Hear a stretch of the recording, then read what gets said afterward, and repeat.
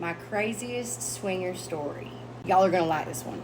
But hey, Michelle, while I tell this story, do you mind making us a shot? Jess, you wanna do a shot too? No thanks. I know you like tequila, Pearl, and I can't do tequila. Well, I can make us something fruity that's vodka based.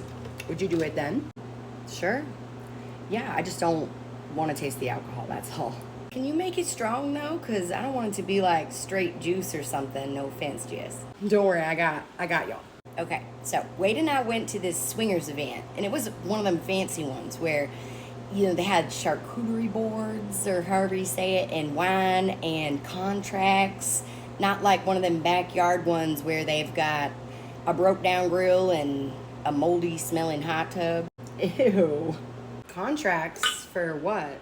Is that a thing? A lot of times there's contracts at these like organized events. They're like consent forms. So like making sure that your boundaries are respected and making sure everybody's protected from STDs and making sure no one takes photos or videos of anyone in the groups for discretion and privacy, that type of thing. Oh, that's cool. I didn't know they were that organized. Well, they ain't always like that, but this one was. And we met this couple. It was Lacey and Ryan. Ryan was my type. And Lacey, she was a hoot, okay? She was so funny. Wade loved her. And it was one of the, I would say, top 5 couples that we've ever hooked up with.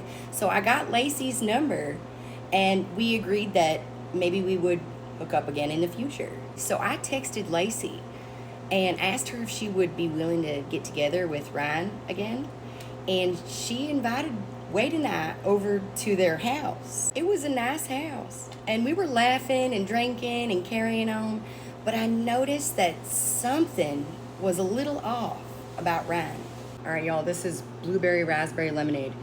When you said off like what? That sounds good, thank you. I don't know, he wasn't as talkative or something. I just brushed it off and figured that he had had more to drink at the event than he had had the night that we went over to their house. But speaking of which, y'all, cheers. Cheers, ladies. Cheers.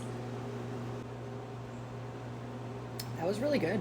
That was good. Thank you, Michelle. Thanks. I had never made it before, but I wanted to try that combination. Anyway, Pearl, what happened? Did you guys end up hooking up again? The night was going great. But we go to the bedroom, and Wade's over there with Lacey, and I'm over there with Ryan. And I told Ryan to do the thing that I had taught him to do at the event. So what was the thing? I know. Pearl, don't be gatekeeping on us now.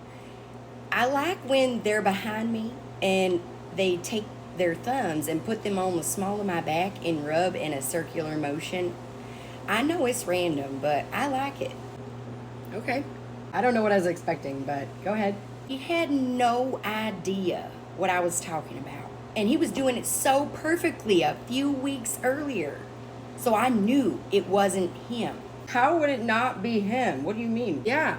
Who was it? Earlier that night, I had seen a wedding photo of them on their mantle.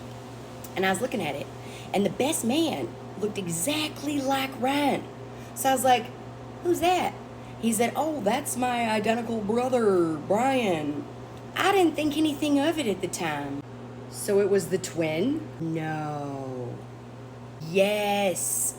Turns out Brian was pretending to be Ryan. So the guy you hooked up with at their house, Lacey and Ryan's house, wasn't Ryan. It was Brian. So he is not actually married to Lacey. That was his identical twin brother? I'm confused. Ryan was the one I hooked up with the first time. He used his real name. Brian is the one that is married to Lacey. I went to his house. He was the one that I was hooking up with the second time. The first time was his brother.